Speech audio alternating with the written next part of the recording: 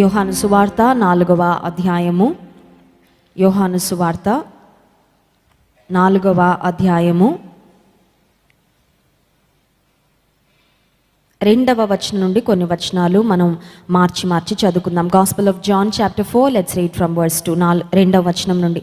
ఆయన యూదయ దేశము విడిచి గలిలయ దేశమునకు తిరిగి వెళ్ళెను.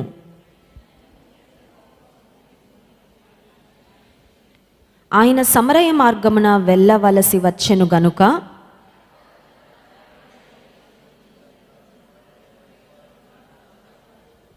అక్కడ యాకోబు బావి ఉండెను గనుక యేసు ప్రయాణము వలన అలసి ఉన్న రీతినే ఆ బావి వద్ద కూర్చుండెను. అప్పటికి ఇంచుమించు 12 గంటలు ఆయను. చాలండి. యేసుక్రీస్తు ప్రభు వారి యొక్క జీవితంలో, ఆయన ఈ లోకంలో బ్రతికిన 33.5 సంవత్సరాలలో ఆయన అనేక మంది వ్యక్తులను కలుసుకున్నారు. లెక్కలేనంత మంది వ్యక్తులను కలుసుకున్నారు. లెక్కలేనన్న అద్భుత క్రియలు చేశారు.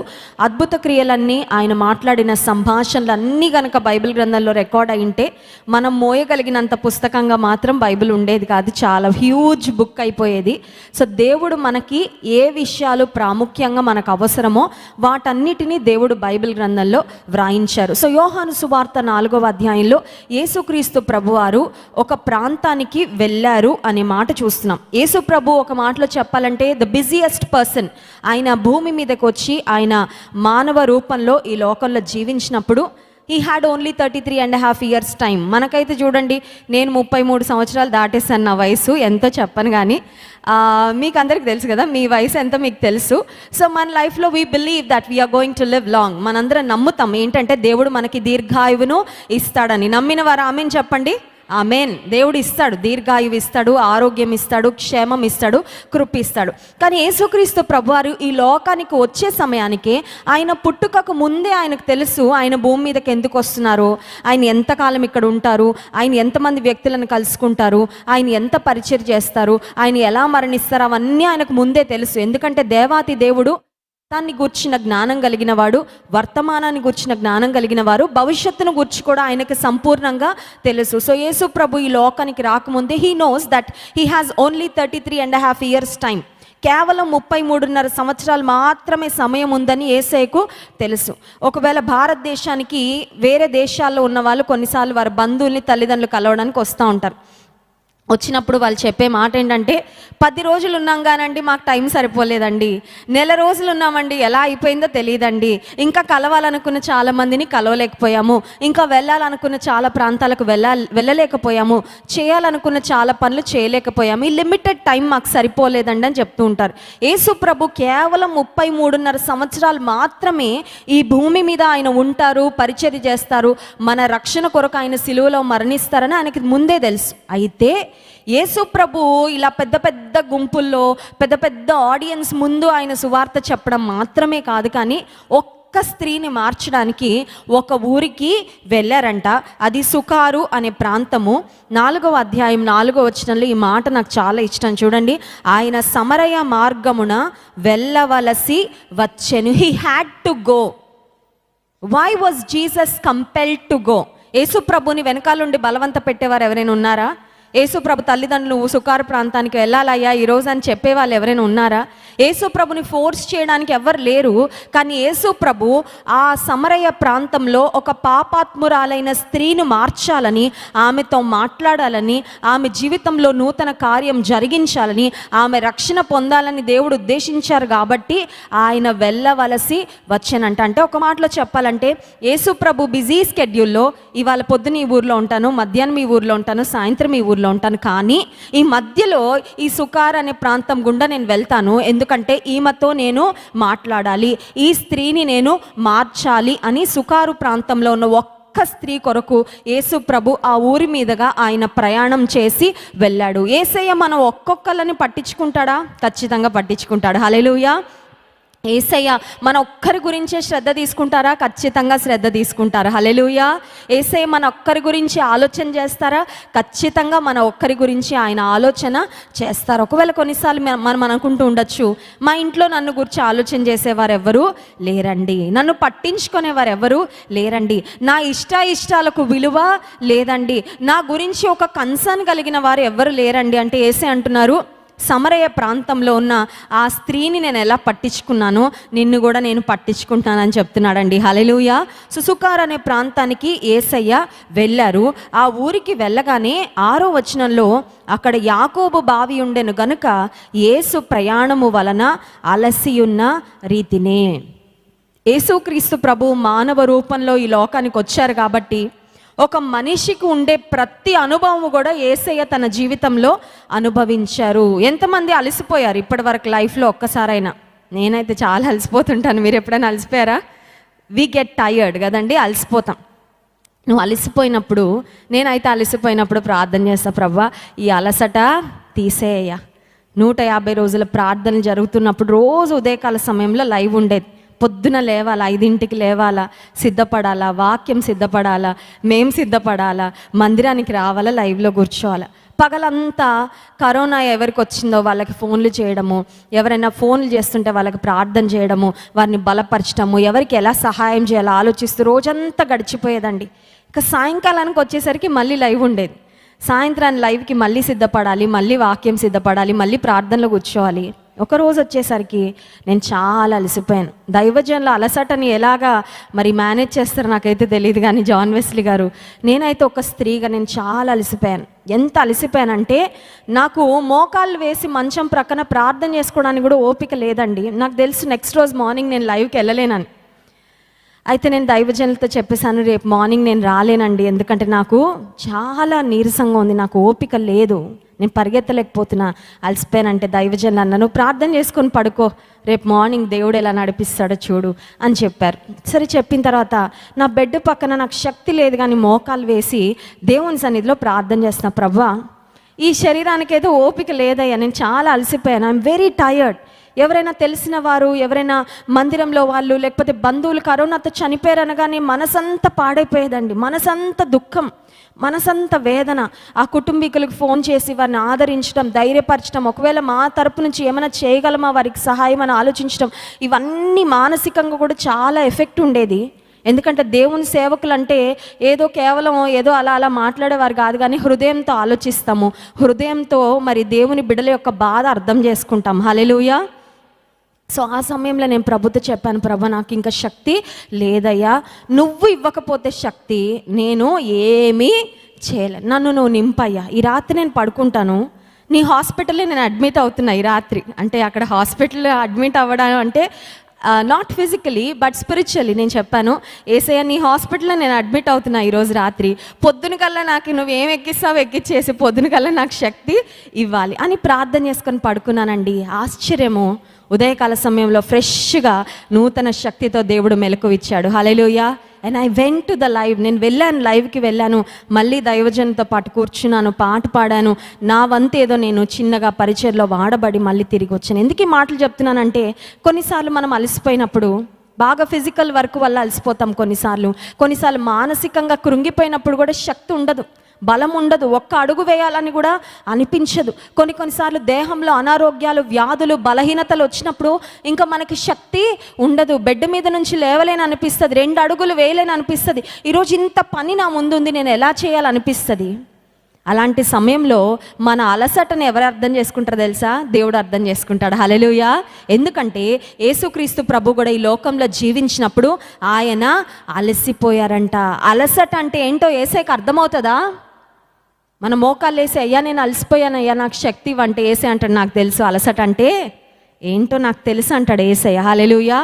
సుకార్ అనే గ్రామం దగ్గరకు ఆయన ప్రయాణం చేసి వెళ్తున్నప్పుడు మిట్ట మధ్యాహ్నం అంట, ఆ ఎండ చాలా వేడిగా ఉండుంటుంది. ఆ ఎండ ఆ రోజుల్లో ఇప్పుడులాగా క్యాబ్ సర్వీసెస్, ఆ తర్వాత బైకులు ఇవేం లేవండి. యేసుక్రీస్తు ప్రభు కేవలం కాలినడకనే ఆయన ప్రయాణం చేశాడు. He was also tired. So he understands when you feel restless and tired. నీవు అలసట చెందినప్పుడు, నీవు అలసిపోయినప్పుడు, నువ్వు బలహీనపడినప్పుడు నీ పరిస్థితి యేసయ్య బాగా అర్థం. యేసయ్య నేను అలసిపోయినయ్యా అని ఆయనకి చెప్పచ్చా, చెప్పకూడదా? చెప్పచ్చు. ఆయనకు అన్నీ చెప్పచ్చు. హల్లెలూయా.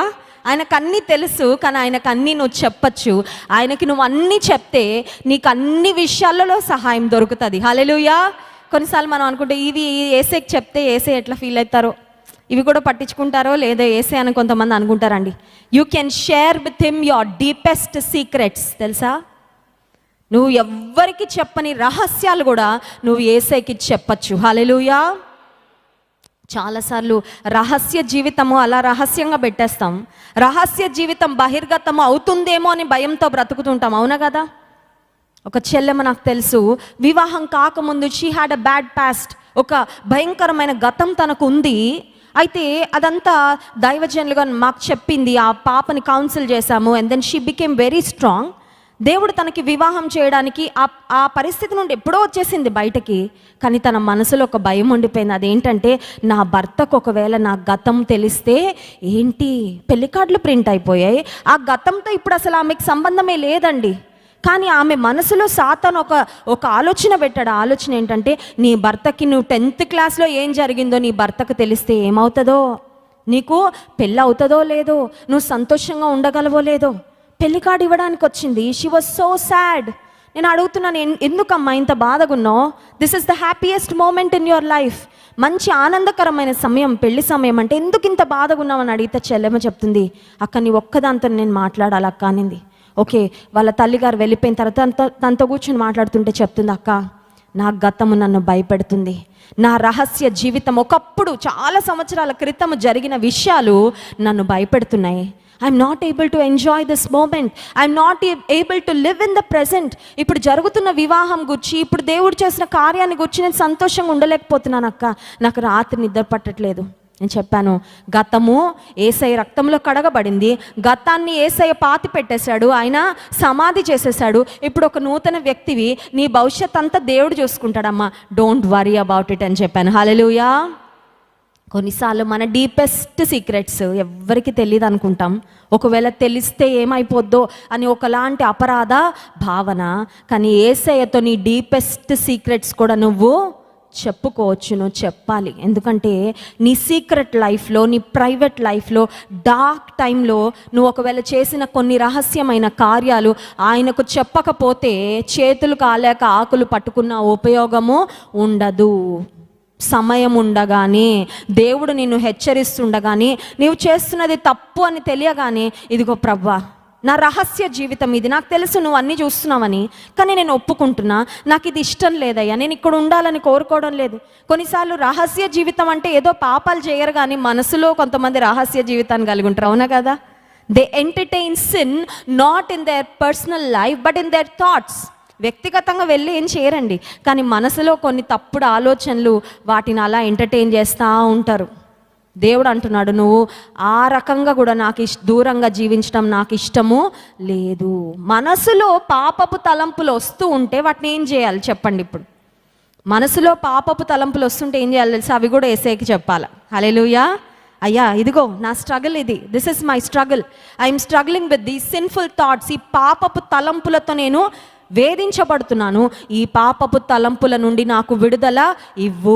అడగాలి ప్రభుని, ఆయన సహాయము చేస్తాడు. దేవుడు మనల్ని అర్థం చేసుకుంటాడు. యేసుక్రీస్తు ప్రభు అలసిపోయాడంట. అలసిపోయిన తర్వాత ఆయన ఏం చేశారంటే, అక్కడ ఒక బావి ఉంటే ఆ బావి దగ్గర కూర్చున్నారంట. 7వ వచనంలో, సమరయ స్త్రీ ఒకతే నీళ్లు చేదుకొనుటకు అక్కడికి రాగా, యేసు నాకు దాహమునకు ఇమ్మని ఆమెను అడిగెను. సమరయ స్త్రీ ఎవరో యేసయ్యకి ముందే తెలుసు. సమరయ స్త్రీ చరిత్ర ఏంటో యేసయ్యకి ముందే తెలుసు. సమరయ స్త్రీ మధ్యాహ్నం 12ంటికి నీళ్లు పట్టుకోవడానికి ఎందుకు వచ్చిందో కూడా యేసయ్యకి తెలుసు.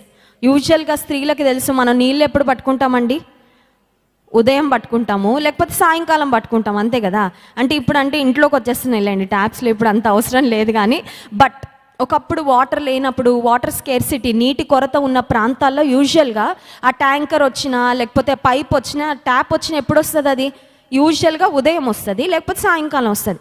ఈమె బావి దగ్గర నీళ్లు చేదుకోవడానికి 12ంటికి ఎందుకు వెళ్ళిందంటే, ఈమెకు ఎవ్వరికి కనబడడం ఇష్టము లేదు. ఇంకొక మాటలో చెప్పాలంటే, ఈమంటే ఆ ప్రాంతంలో వారికి అందరికి అసహ్యం. Because she is living a sinful life. ఆమెకు ఒక మంచి క్యారెక్టర్ లేదు, ఆమెకు ఒక చక్కని జీవితం లేదు. అందుకని ఆమె అనుకుంది, అందరి యొక్క చిన్న చూపు, అందరి యొక్క తక్కువ చూపు నేను ఎందుకు పడాలి? ఎవ్వరు లేనప్పుడు సైలెంట్గా వెళ్ళిపోయి ఆ బావిలో నీళ్లు చేదుకొని వచ్చి ఇంట్లో పెట్టుకుంటానని ఆమె అనుకుంది. కానీ యేసయ్య చూపు ఆమె మీద పడింది. హల్లెలూయా. నేను అంటాను, she had an appointment with Jesus at that well. ఆ రోజు ఆ బావి దగ్గర ఆమెకు యేసయ్య అపాయింట్మెంట్ దొరికింది. యేసయ్య అపాయింట్మెంట్ మనకి దొరుకుతుందా దొరకదా? ఇప్పుడు దొరికేసిందండి మనందరికీ. హల్లెలూయా. మనందరికీ యేసయ్య అపాయింట్మెంట్ దొరికింది కాబట్టి ఇక్కడికి వచ్చాం మనం. యేసయ్య అపాయింట్మెంట్ మనందరికీ దొరుకుతుంది. యేసయ్య మనకు అపాయింట్మెంట్ ఇవ్వడానికి, ఆయనకు దగ్గర రావడానికి, మీ చదువు ఏంటి చూపించండి, మీరు ఏ ఉద్యోగం చేస్తున్నారు చూపించండి, మీ చరిత్ర ఏంటో చూపించండి, మీ పరిస్థితులు ఏంటో చూపించండి అని అడగడండి. నువ్వు ఆయన దగ్గరకు వస్తే ఆయన నీతో మాట్లాడడానికి ఇష్టపడుతున్నాడు. హల్లెలూయా. సమరయ స్త్రీ అనుకుంది, ఇట్స్ అ కోఇన్సిడెన్స్, ఈ వ్యక్తి ఎవరు, నేను ఎప్పుడు చూడలేదే, ఇతను అనుకోకుండా ఈ సమయానికి వచ్చాడేంటి అని ఆమె అనుకుంటుంది. కానీ దేవుడు ఇది ప్రీ ప్లాన్ చేశాడు. హల్లెలూయా. కొన్నిసార్లు మనం అనుకుంటాం, కొన్ని ఆకస్మికంగా జరిగితే కొంతమంది వాడే మాటలు ఏంటంటే యాక్సిడెంటల్గా జరిగిందండి. ఒకవేళ అనుకోకుండా మంచి జరిగింది అనుకోండి, లక్కీగా జరిగిందండి అంటారు కదా. లక్కీగా అదృష్టం కలిసి వచ్చి జరిగిందండి అంటారు. అనుకోకుండా మంచి జరిగితే. అనుకోకుండా చెడు జరిగితే ఏమంటారు? యాక్సిడెంట్ అండి, దురదృష్టవశాత్తు, ప్రమాదవశాత్తు. ఈ మాటలు ఎక్కువ వాడుతూ ఉంటారు చాలామంది. అని దేవుని బిడలంగా దురదృష్టవశాత్తు కానీ, ప్రమాదవశాత్తు కానీ, ఆ తర్వాత అదృష్టవశాత్తు కానీ ఏమీ జరగవు. అన్నీ దేవుని ప్రణాళిక ప్రకారమే జరుగుతాయి. హల్లెలూయా. దేవుని ప్రణాళిక ఉంది ఆమె పట్ల ఆ రోజు. అందుకే యేసుక్రీస్తు ప్రభు ఆ సమయానికి ఆ బావి దగ్గర వచ్చి కూర్చొని, it was almost like Jesus was waiting for her. యేసయ్య ఆమె ఎప్పుడు వస్తుందా, ఆమెతో మాట్లాడదామని యేసయ్య అక్కడ కనిపెట్టుకొని, ఇప్పుడు Jesus is striking a conversation. యేసు ప్రభు ముందు ఆమె మాట్లాడాలని వెయిట్ చేయలేదండి. యేసయ్యే ముందు ఆమెతోని మాట్లాడుతున్నాడు. మన దేవుని గొప్పతనం ఏంటంటే, ముందు మనం ఆయన ప్రేమించలేదంట, ఆయనే మొదట మనల్ని ప్రేమించాడంట. హల్లెలూయా. ముందు మనం ఆయన ఏర్పాటు చేసుకోలేదంట, ఆయనే మొదట మనలను ఏర్పాటు చేసుకున్నాడు. దేవుడు ఎప్పుడు కూడా ఫస్ట్ స్టెప్ ఆయన తీసుకున్నాడండి. ఆ ఫస్ట్ స్టెప్ దేవుడు తీసుకున్నాడు. ఆయన వేసిన అడుగుకు, దేవుడు ఇచ్చిన ఆ నడిపింపుకు మనం స్పందించాలి. దేవుడు ఎప్పుడు ముందే ఉంటాడు అన్ని విషయాలు, కానీ ఆయన పిలుపుకు స్పందించే హృదయము మనకు ఉండాలి. ఆయన మాటకు స్పందించే హృదయం మనకు ఉండాలి. సరే, యేసు ప్రభు ఆమెతో మాట్లాడుతున్నారు ఏమనంటే, నాకు దాహమునకు ఇమ్ము. వెంటనే ఆమెకు ఒక ప్రశ్న వచ్చింది. అదేంటంటే 9వ వచనంలో, ఆ సమరయ స్త్రీ, యూదుడవైన నీవు సమరయ స్త్రీనైన నన్ను దాహమునకు ఇమ్మని ఎలాగ అడుగుచున్నావని ఆయనతో చెప్పెను. ఏలయనగా యూదులు సమరయులతో సాంగత్యము చేరు. ఒక మాటలో చెప్పాలంటే సొసైటీలో ఆ తారతమ్యాలు ఉండేవండి, ఆ డిఫరెన్స్ ఉండేది. ఏంటంటే యూదులు చాలా ఉన్నతమైన వారు, సమరయులు చాలా తక్కువ స్థితిలో ఉండేవాళ్ళు.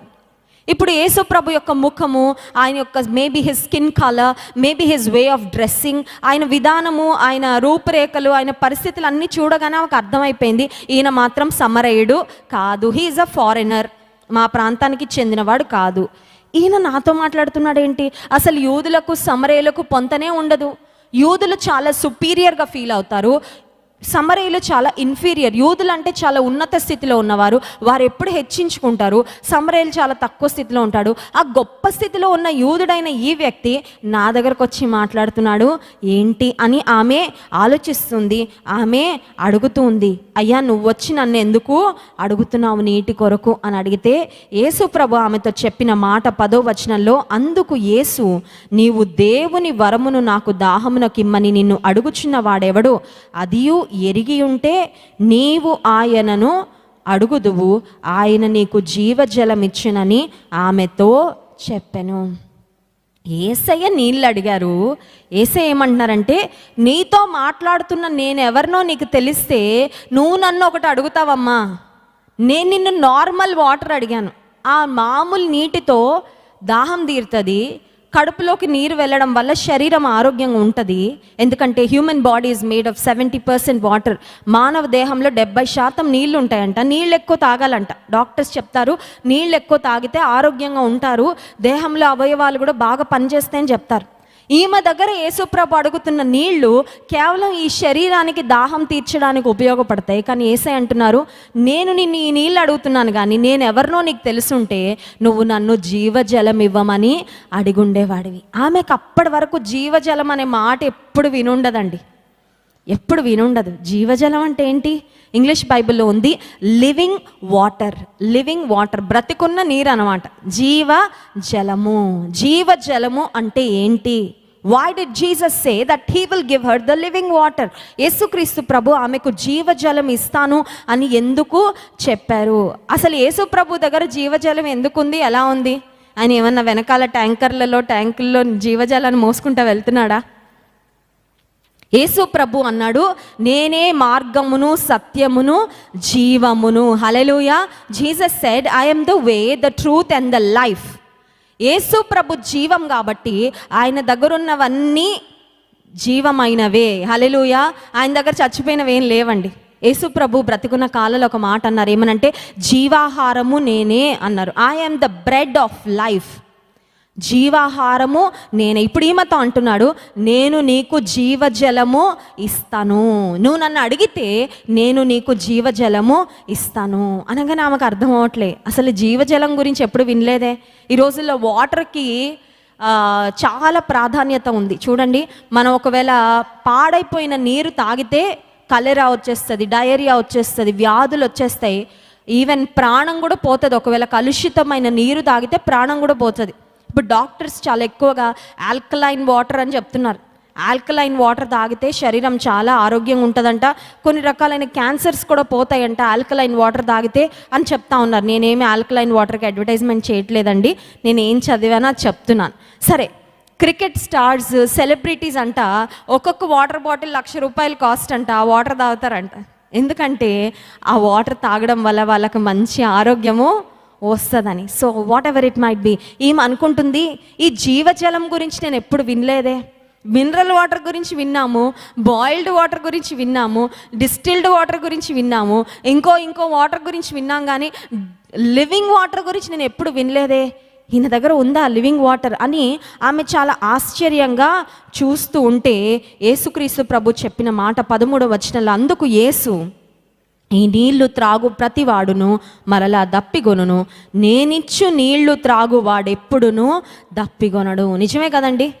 ఒక 1 లీటర్, 2 లీటర్స్, 3 లీటర్స్ వాటర్ మనం ఇంటి దగ్గర తాగేసి వెళ్ళినా కాసేపు ఎండలో తిరిగి బయట నడిచామనుకోండి, మళ్ళీ మనకి ఏమేస్తుంది?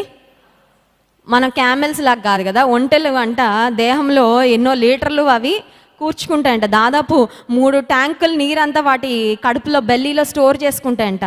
అందుకని నీరు లేకుండా కొన్ని రోజుల పాటు ఈ క్యామెల్స్ బ్రతుకుతాయి, సర్వైవ్ అవుతాయంట డెజర్ట్ ఏరియాస్లో. కానీ మనకు తెలుసు, మనం ఎంత నీరు తాగినా మళ్ళీ మనకి దాహము వేస్తుంది. యేసు ప్రభువు ఈ భౌతికపరమైన నీటికి, ఆయన ఇచ్చే జీవజలానికి మధ్యలో ఉన్న తేడా ఏంటో చెప్తున్నారు. There is a huge difference between normal water and living water. సామాన్యంగా మనము తాగే నీటికి, యేసు ప్రభు ఇచ్చే జీవజలానికి మధ్యలో చాలా వ్యత్యాసము ఉంది. ఒక మాట గమనించండి, ఈ లోకం ఇచ్చే ఆనందానికి, దేవుడిచ్చే ఆనందానికి చాలా తేడా ఉంది. ఈ లోకం ఇచ్చే సంతోషానికి, దేవుడిచ్చే సంతోషానికి చాలా తేడా ఉంది. ఈ లోకం ఇచ్చే సంతృప్తికి, దేవుడిచ్చే సంతృప్తికి చాలా తేడా ఉంది. అందుకే యేసయ్య అన్నారు, నా శాంతినే మీకు అనుగ్రహించుచున్నాను, లోకం ఇచ్చినట్టు కాదు అన్నారు. ఎవరైనా మన దగ్గరకు వచ్చి, ఇదిగోండి పలానా వస్తువు మీకు ఇస్తున్నానండి అని ఏదైనా ఇచ్చారనుకోండి, యూజువల్గా ఏదైనా ఒక కొత్త వస్తువు చూడగానే మన దగ్గర ఉన్న వాటితో మనం పోల్చుకుంటాం. ఇప్పుడు మా దగ్గర ఉన్న దానికి దీనికి ఏంటండి తేడా అని అడుగుతాం. యేసు ప్రభు మీకు శాంతి ఇస్తాను అని చెప్పారు, కానీ క్లియర్గా చెప్పారు, నా శాంతి లోకం ఇచ్చినటువంటి శాంతి కాదు. యేసు ప్రభు ఇచ్చే శాంతికి, లోకం ఇచ్చే శాంతికి చాలా తేడా ఉంది. లోకం కూడా శాంతి, సమాధానము ఇవ్వడానికి ప్రయత్నం చేస్తుంది, అవునా కాదా? చాలామంది కొన్ని రకాలైన ఐలాండ్స్కి వెళ్ళిపోతూ ఉంటారండి. కొన్ని రకాలైన ఎక్కువ మనుషులు లేని నిర్మానుష్యమైన ప్రశాంతమైన ప్రాంతాలకు, హిమాలయ పర్వతాలకు వెళ్ళిపోవాలనుకుంటారు. ఎందుకంటే అక్కడ కొంచెం శాంతి దొరుకుతుంది. సమస్యల నుండి విడుదల అంటే ఏంటంటే సమస్యల నుండి పారిపోవడం అనుకుంటారు చాలామంది. కానీ యేసే అంటున్నారు, సమస్యల నుండి పారిపోవడం వలన సమస్యల నుండి వచ్చే శాంతి కాదు నేను మీకు ఇచ్చేది, సమస్యల సుడిగుండంలో ఉండగానే మీకు శాంతిని ఇస్తానంటున్నాడు. హల్లెలూయా. యేసుక్రీస్తు ప్రభు తన శిష్యులతో దోణి ఎక్కి, ఆయన దోణిలో, ఆ దోణి అమరమున తలవాల్చి పడుకున్నారంట. పడుకున్న సమయంలో వెంటనే తుఫాన్ రాగానే అందరూ, మిమ్మల్ని నేను ఒడ్డుకు పడేస్తాను అనలేదండి యేసే, అన్నారండి. మిమ్మల్ని హెలికాప్టర్ తెప్పించి, ఎయిర్ లిఫ్ట్ చేపించి, తెలుసా అండి, కొన్నిసార్లు కొంతమంది పేషెంట్స్ బాగా సిక్ అయిపోతే రోడ్డు మీద వారిని అంబులెన్స్లో ఒక పెద్ద హాస్పిటల్కి తీసుకెళ్ళడానికి సమయం లేనప్పుడు ప్రాముఖ్యంగా మరి సెలబ్రిటీస్, రాజకీయ నాయకులు ఇలాంటి వారు ఏం చేస్తూ ఉంటారంటే ఎయిర్ లిఫ్ట్ చేస్తారు. ఎయిర్ లిఫ్ట్ అంటే ఏంటంటే ఒక హెలికాప్టర్ వస్తుంది, హెలికాప్టర్లో ఆ బాడీని తీసుకెళ్ళి హెలికాప్టర్లో పెట్టుకొని ఫర్ ఎగ్జాంపుల్ రాజమండ్రి నుండి ఒక బెంగళూరు, ఒక హైదరాబాద్ తీసుకెళ్ళాలంటే ఎయిర్ లిఫ్ట్ చేస్తారన్నమాట. చాలా ఖర్చు అవుతుంది. కానీ ఈ నేల మీద, భూమి మీద ఒక అంబులెన్స్లో తీసుకెళ్తే ఈ ట్రాఫిక్, ఆ తర్వాత ఈ సిగ్నల్స్, ఈ టోల్ గేట్స్ ఇవన్నీ మనం లేకుండా గాల్లో ట్రాఫిక్ ఉండదు కాబట్టి స్పీడ్గా వెళ్ళిపోద్ది అనమాట. సో యేసు ప్రభు ఆ తుఫాను మధ్యలో తన శిష్యులతో మిమ్మల్ని అందరినీ ఎయిర్ లిఫ్ట్ చేసేసి ఆ ఒడ్డును పడేస్తాను అన్నాడండి యేసయ్య. మీరు ఈ తుఫాన్లో బాగా కంగారు పడిపోతున్నారు, నేను ఒక మ్యాజిక్ చేసేసి మిమ్మల్ని అందరినీ ఒక హెలికాప్టర్లోనో ఒక ఫ్లైట్లోనో అక్కడ నుంచి ఎత్తేసి మళ్ళీ మిమ్మల్ని నేల మీద పడేస్తానని అనలేదు. యేసయ్య ఏమన్నాడు తెలుసా? ఆయన సముద్రములో ఉండగానే, ఆ తుఫాను మధ్యలో ఉండగానే తన ప్రజలతో ఆయన పలికిన మాట, మీకు నేను చూసుకుంటా, మీరేం కలవరపడాల్సిన అవసరము లేదు అని యేసయ్య గాలిని, తుఫానును గద్దించాడంటండి. హల్లెలూయా. చాలాసార్లు అనుకుంటాం, ఈ వ్యక్తి నా జీవితంలో లేకపోతే నాకు తుఫానే ఉండదు అనుకుంటారు కొంతమంది, అవునా కదా? పలానా వ్యక్తి అండి, నా ప్రాబ్లం అంతటికి కారణం పలానా వ్యక్తే, వాళ్ళు లేకుండా పోతే నాకు ఎంత ప్రశాంతంగా ఉంటుందో. కొంతమంది అనుకుంటే ఈ జాబేనండి నాకు పెద్ద టెన్షను, ఈ జాబ్ కాకుండా ఇంకొక జాబ్కి వెళ్ళిపోతే ఎంత ప్రశాంతంగా, ఈ ఊరేనండి నాకు పెద్ద ప్రాబ్లం, ఈ ఊరు కాకుండా ఇంకే ఊరికి వెళ్ళినా నేను బాగా బ్రతికేస్తానండి, ప్రశాంతంగా ఉంటానండి, సమాధానంగా ఉంటానండి. కాదు. Escaping from the place of trouble is not the solution. దేవుడు చెప్తున్న మాట ఏంటంటే, నువ్వు ఎక్కడ సమస్య ఉందో ఆ సమస్య సృష్టించే వ్యక్తుల దగ్గర నుండి నువ్వు పారిపోవడం వలన, సమస్యను సృష్టించే ఆ ప్రదేశం నుండి నువ్వు పారిపోవడం వలన నీకు ఇచ్చే సమాధానం అది దేవుడిచ్చే సమాధానము కాదు. ఒక చెల్లెమ్మ, ఒక సహోదరి కొన్ని వారాల క్రితం క్రైస్ట్ వర్షిప్ సెంటర్కి వచ్చింది. మొత్తం దేహం అంతా కాలిపోయింది. అడిగాను, ఏమైందమ్మా, what happened? I like to connect to people and I like to listen to their stories. ఎవరైనా వ్యక్తులను కలిస్తే వారి జీవితంలో జరిగిన సంఘటనల గురించి నేను తెలుసుకోవాలని ఆశపడతాను, ఎందుకంటే అలాంటి పరిస్థితుల్లో వేరే వాళ్ళు ఎవరు పడకుండా వారిని హెచ్చరించాలని చెప్పింది. 8th క్లాస్ చదువుతున్నాను అక్క, మా అమ్మమ్మ వాళ్ళ ఊర్లో ఉన్నాను, మా అమ్మమ్మ తిట్టింది, కోపంతో కెరసిన్ పోసుకున్నాను, ఇదిగో ఇలా అయింది. చాలా బాధ అనిపించిందండి. అందమైన జీవితాన్ని చేతులారా కాల్చేసుకుంది అనిపించింది చెల్లెమ్మ. చాలా స్ట్రగుల్ అవుతున్నాను అక్క నేను. నిజమే, కొన్నిసార్లు క్షణికావేశంలో తీసుకునే నిర్ణయాలు మనిషికి ఎంత నష్టాన్ని తీసుకొస్తాయో. Don't take permanent decisions with your temporary problems. Don't take permanent decisions in your temporary problems. Problem ఇవాళ ఉంటుంది, రేపు పోద్ది, ఈ నెల ఉంటుంది, వచ్చే నెల కనబడదు, ఈ సంవత్సరం నీకు స్ట్రగుల్ ఉండొచ్చు, వచ్చే సంవత్సరం ఉండదు. కానీ నీకున్న తాత్కాలికమైన సమస్యలలో శాశ్వతమైన పరిష్కారాలు, నిర్ణయాలు తీసుకోవద్దు. శాశ్వతమైన పరిష్కారం ఇచ్చే దేవుడు మనకు ఉన్నంత కాలము శాశ్వతమైన నిర్ణయాలు మనం తీసుకోవాల్సిన, తప్పుడు నిర్ణయాలు తీసుకోవాల్సిన అవసరం లేదు. హల్లెలూయా.